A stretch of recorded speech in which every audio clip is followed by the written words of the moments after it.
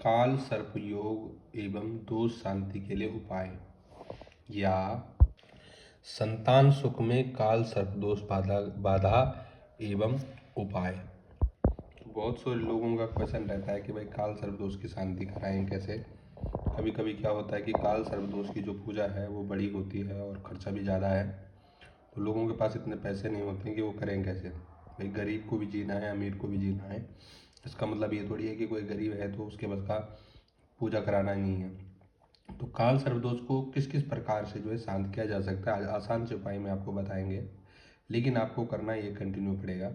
काल सर्पदोष की शांति के लिए मुख्य रूप से राहु केतु आदि ग्रह शांति, या सर्पदोष पितृदोष शांति, या नागबली एवं शिव पूजन के वैदिक पुराण उक्त विधि से किसी योग्य ब्राह्मण द्वारा करवानी चाहिए। इसके अतिरिक्त विधि पूर्वक महामृत्युंजय का जप करना चाहिए। महामृत्युंजय मंत्र होता है ओम त्र्यंबकम यजामहे सुगंधिम पुष्टिवर्धनम उर्वारुकमिव मृत्युर्मुक्षीयमामृता। इस मंत्र का जप करना बहुत अच्छा रहता है। पहला तो आपको ये बता दें। दूसरा, काल सर्प की अरिष्ट शांति के लिए शिव मंदिर में 1,25,000 ओम नमः शिवाय मंत्र का पाठ करना आपके लिए अच्छा रहेगा। अब 1,25,000 ऐसा तो है नहीं कि आप 2-4 दिन में करोगे। शिव मंदिर में जल चढ़ा के शिव मंदिर में एक कोने में बैठकर, जहाँ पे कोई डिस्टर्ब ना करता हो, वहाँ पे जाकर रुद्राक्ष की माला उठा लो और ओम नमः शिवाय मंत्र का जप कर लो। केवल माला गिनते चले जाओ, और आप माला गिनते गिनते आपको जब आप मल्टीप्लाई करोगे तब उस माला को 108 से मल्टीप्लाई करना। जिस दिन 1,25,000 हो जाएगा उस दिन आप उसके बाद जो है इसके लिए एक हवन करा सकते हैं, तो ये आपके लिए बहुत अच्छा रहेगा। ये बहुत ही सरल उपाय है। 1,25,000 मंत्रों में आपको हो सकता है 6 महीने लग जाए, साल लग जाए, या 3 महीने में ही आप कर जाओ, है ना। तो इसके बाद मंत्र का पाठ करना तथा पाठोपरांत पाठ के बाद रुद्राभिषेक कराने का विशेष महत्व है, ये आपको करवाना चाहिए। साथ ही शिवलिंग पर चांदी का सर्प युगल नाग स्तोत्र का पाठ हो सकता है। नाग पूजा आदि करके कच्चा दूध काले तिलों सहित चढ़ाना आपके लिए बहुत शुभ होगा।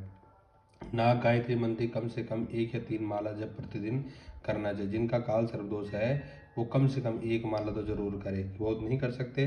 बहुत छोटा सा मंत्र है, ये है गायत्री मंत्र। नव कुलाय विद्महे विषदंताय धीमहि तन्नो सर्प प्रचोदयात्। दोबारा सुन लो, नव कुलाय विद्महे विषदंताय धीमहि तन्नो सर्प प्रचोदयात्। इस मंत्र का आप 1 माला प्रतिदिन करते हो तो आपकी कुंडली से काल सर्पदोष हट जाएगा।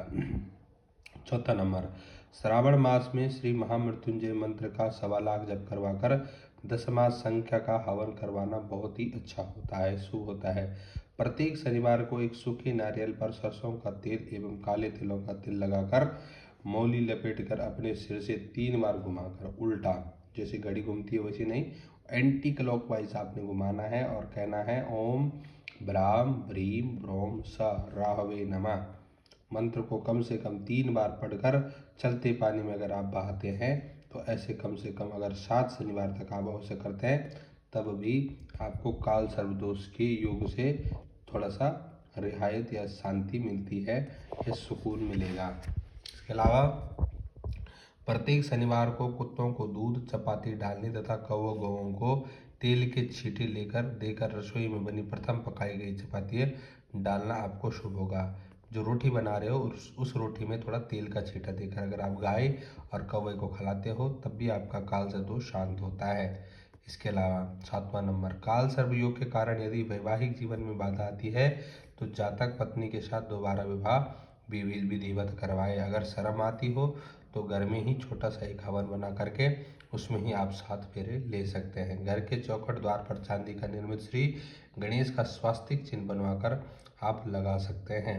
घर में मयूर मोर पंख से बना पंखा पवित्र स्थान पर रखें तथा भगवान शिव का ध्यान करें। मोर पंख आप अपने घर में पूजा घर में रख सकते हैं और भगवान शिव का ध्यान जप करके ओम नमः शिवाय करते हुए प्रातः उठते ही तथा सोने से पूर्व मयूर पंखे द्वारा हवा अपने शरीर को लगाने से भी काल सर्पदोष आपका शांत होता है। नंबर 9, प्रत्येक संक्रांति को गंगा जल सहित गौमूत्र का छिड़काव घर के सभी कमरों में नाग गायत्री मंत्र पढ़ते हुए करें तथा अंध विद्यालय और अपाहज आश्रम आदि चैरिटेबल संस्था में अनाज वस्त्र फलदान आदि द्वारा अगर आप सहायता देते हैं तब भी आपका काल सर्पदोष शांत होता है। यदि किसी स्त्री की कुंडली इस योग से दूषित है तथा संतति सुख का अभाव है, संतति बोलते हैं संतान को, बच्चे होने से अभाव है, तो नाग पूजन विधि पूर्वक नहीं करवा सकती, तो दंपति किसी अस्वस्थ या बट वृक्ष की, जो वृक्ष आपको लगता है कि ठीक नहीं है या खराब होते जा रहा है, तो उस अस्वस्थ या वट वृक्ष की पूजा करके नित्य 108 प्रदक्षिणा अगर प्रतिदिन करे तो 300 दिन में, मतलब 300 दिन में जब 32,400 प्रदक्षिणा पूरी होगी तो उनकी कुंडली से काल सर्प दोष हट जाएगा, तो दोष दूर होकर नारायण कृपा से जरूर पुत्र संतति के योग बनते हैं। इसके अलावा अतिरिक्त महाकाल रुद्र स्तोत्र का पाठ किया जा सकता है, मनसा देवी नाग स्तोत्र का पाठ किया जा सकता है, नवनाग स्तोत्र का पाठ किया जा सकता है, महामृत्युंजय आदि मंत्रों से स्तोत्रों का विधि पूर्वक पूजन हवन पाठ करने से काल सर्प दोष की शांति होती है। श्री अनंत चतुर्दशी को व्रत विधि पूर्वक करने से इस दोष की शांति होती है। इस दिन भगवान अनंत श्री विष्णु का पूजन करके हल्दी से रंगी पीली डोरी बाजू से बांधना आपके लिए काल सर्प दोष को शांत कर सकता है। कुंभ महापर्व के अवसर पर प्रमुख स्नान करें और शिव मंदिर में विधि पूर्वक पूजन करके चांदी के बने नाग नागिन को तथा प्रति दिन मंत्र पूर्वक दूध और बिल्व पत्र शिवलिंग पर चढ़ाने से, ओम नीलकंठाय नमः मंत्र का जप करने से कम 3 माला करने से महादेव जी की कृपा से इस दुष्ट योग से आप जो है प्रभाव से मुक्ति आपको मिल सकती है। प्रत्येक बुधवार को 14 नंबर शुक्ल पक्ष के बुधवार के शुरू करके नीले या काले वस्त्र में काले उड़द का या मूंग मुट्ठी बांधकर बट वृक्ष की 21 बार जो है परिक्रमा करके राहु मंत्र पढ़कर किसी भिखारी को दान देने से, यदि दान देने वाला कोई न मिले तो आप उसको जहते हुए पानी में बहाने से आपके अच्छे योग बनेंगे। हर हर महादेव। बताएंगे ये काल सर्प दोष मैंने आपको 14 प्रकार के इसमें से आपको उपाय बताते हैं, बहुत सरल उपाय है, अगर आप पूजा नहीं करा सकते हैं, और ये आपको कंटिन्यू करने चाहिए। अगर हो सकता है तो रोज़ करो, नहीं तो कम से कम कोशिश करो कि सोमवार शनिवार को तो ज़रूर करें और बुधवार को भी ज़रूर करें, है ना। हर हर महादेव।